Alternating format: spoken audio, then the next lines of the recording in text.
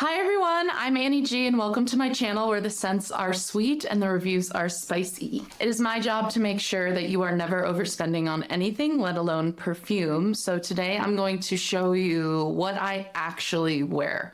Just so you know, I'm talking about a lot of perfumes. I have a lot of perfumes in my collection, but this is what I actually wore in 2025. These are my favorites, tippity top and perfumes that might be more expensive, but I'm actually getting use out of. So before we jump in, if you could give this a thumbs up, subscribe, it would mean a lot to me. Thanks so much. Okay, let's get into it. First up, Rose of No Man's Land by Rado. There she is.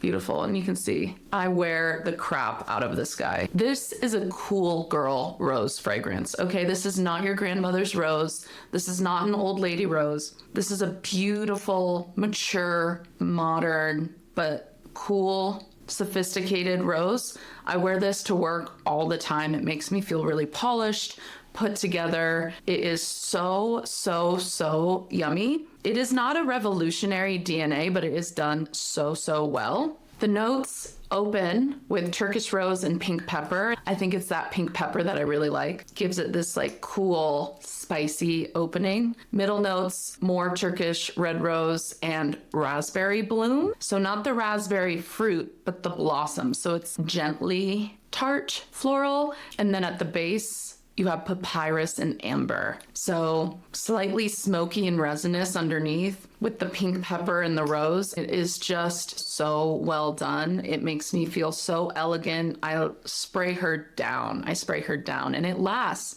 It really does last for being a softer, I would say this is a skin scent kind of rose fragrance. I get 6-7 hours from this. This was not a cheap perfume, but I wear it all the time and I can get really good wear out of it. So for me, this is a great investment. I think if you like rose, you would love this. And even if you don't like rose, I think something about this is it's not your grandma's rose. It is so cool and modern and yeah, I just love. So highly recommend Rose of No Man's Land by Rado. Oh my gosh. This next one, y'all, it is the best vanilla citrus gourmand ever made, in my opinion.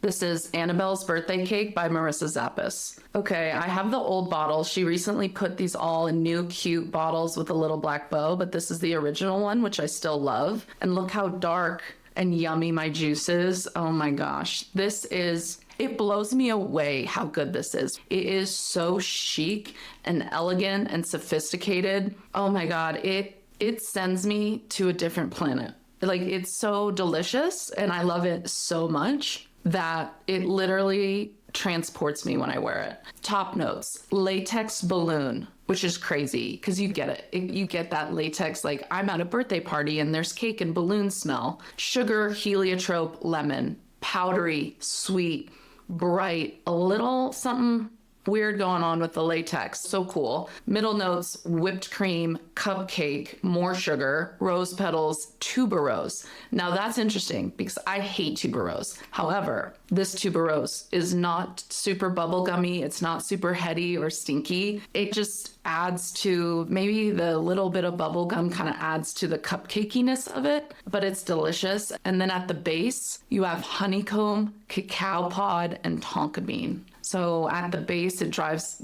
down to this kind of powdery, dry, creamy. You guys, if you are a vanilla gourmand lover, you have to try this. And Marissa Zappis is such an amazing independent perfumer. Her artistry, her storytelling through fragrance is so incredible. Yeah, this is a little pricier. I think it's around $200, $250 maybe. But honestly, supporting a female independent perfumery, I do not mind. The quality is insane. 4 sprays and I'm smelling this on me all day and getting compliments all day. I cannot recommend Annabelle's Birthday Cake enough. One of my most beloved perfumes of 2025. Okay, now an affordable banger that I am running through this year. Can't see the actual dent because the bottle, let me wipe her down. But of course, Shaghaf Oud Elixir by Swiss Arabian. Sorry, I don't want to blind you with glare. Oh my gosh, what can I say? This is the best rose oud in the affordable Middle Eastern category on the market. Hands down. You can fight me all day, leave comments, fight me. There is no contest. It is so well balanced. It opens really bright and woody and spicy. And then right at the mid, then it starts to get that jammy, delicious praline rose. And then it settles into this beautiful oud vanilla amber musk. It is stunning. I cannot believe I only paid $40 for the quality of this, to the point where I have been lusting after Oud Satin Mood Extrait for years. That is the pinnacle of fragrance for me.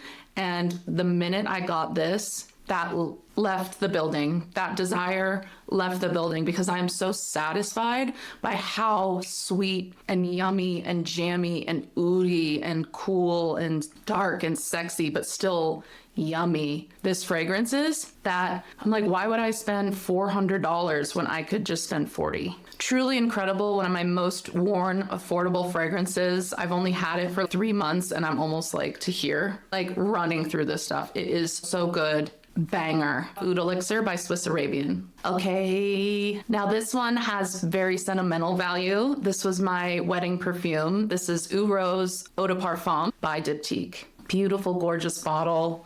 See the back. Yeah, I'm running through this stuff. Yeah, this was my wedding perfume. I wore it on my honeymoon. I wear it on my anniversaries, and then I wear it anytime my husband requests because he loves it on me and I love it on me too. It is a beautiful rose lychee fragrance done in a very French way.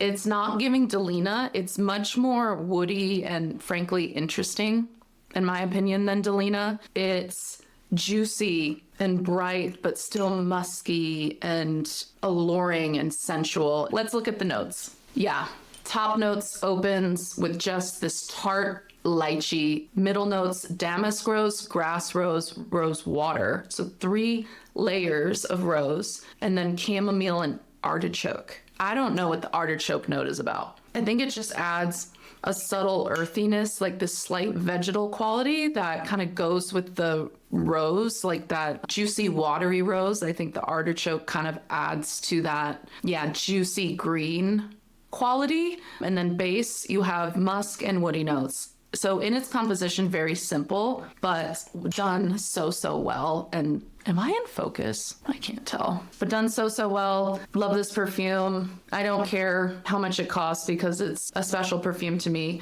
However, you can find it at discounters, and it's just such a good rose fragrance if you love rose. This over Delina any day. Okay, next up, another Diptyque that I am running through because this is my bed scent. This is Le Papier by Diptyque. Just the most comforting, warm, like it kind of smells, it doesn't smell like this, but it feels like this, like a warm cup of milky tea at the end of the night before you go to bed. Just really creamy and soothing and comforting and yummy. The mimosa and the sesame are just so interesting and warm and just so cool. This is such a cool scent. But yeah, I'm running through it. I spray it down before I go to bed. It really doesn't last that long, which is why it's my bed scent, is because I just get it for like the hour that I'm winding down in bed, reading, watching TV, doing my skincare. So it's just really relaxing and calming and soothing and just makes me feel really comforted.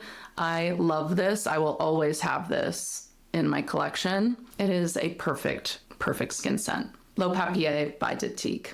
And then last but not least, this is probably the biggest dent in my collection. This is Cosmic Release. This is a collaboration with Dead Cool and Youth to the People. This was a limited edition fragrance, but I had to put it on here because the dent doesn't lie. It is so good. This is a violet leaf, vetiver, and cedar fragrance. There's a little jasmine and rosemary in there as well. It is so woody and fresh, and the name Cosmic Release really does exemplify what this is. It feels like if you were to sit down and write your manifestations for the year, or sit down and write your gratitudes, or you were meditating, this is a perfume that you would wear. It's very meditative and sensual, and like it's invigorating in a way. Like it just opens your mind, if that makes sense.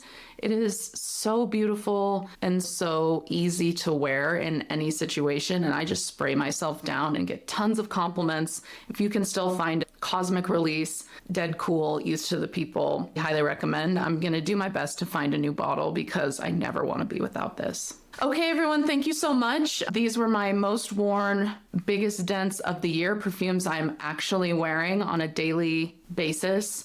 Let me know what your biggest dents were this year. Did you have to rebuy any perfumes this year? I'm very close to having to rebuy, but yeah, let me know. Don't forget to like, subscribe, all that good stuff. I appreciate you all so much. Have a very happy new year if you're watching this the week before the new year. And if you're watching it after, I hope your new year is starting great.